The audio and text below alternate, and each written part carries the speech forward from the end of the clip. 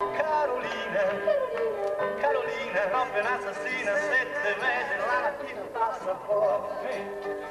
Carolina Berechina, te sei proprio un'assassina, 7 mesi la mattina passa fuori. Carolina Berechina, te sei proprio un'assassina, 7 mesi la mattina passa fuori.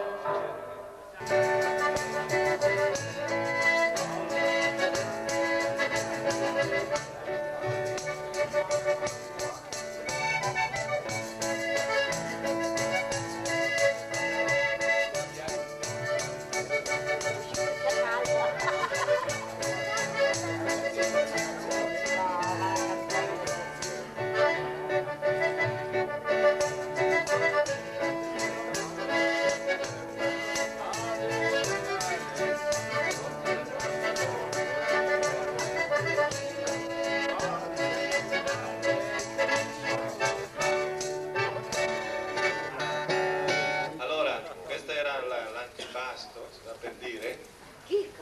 Qualcuno ha riconosciuto il motivo? Sì. No, Bergen. Sono molti i non bergamaschi, io non vi vedo, faccio finta di vedere la risposta. Sono molti?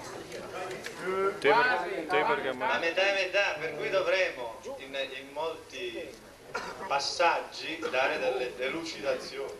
E la prima canzone inizia appunto col parlare delle bellezze di Bergamo, che l'è piantata su una ria vuol dire salita, e dice che dove mica sempre al sud, infatti è un'allusione terribile, e avanti tutte le bellezze, c'è il sentierone, Nacendré per il Saint-Terou, che è questo luogo, e nient'altro. Poi dice alla fine, cara Bergen de sotto Nesura, il Tomuc, le tue montagne e la tua pianura sono più belle del lago di Como, ma solo per esigenze di rima, non per far polemica. E cominciamo con Arda Bergen de che, Arda Bergen de là, Arda Bergen, che bella città.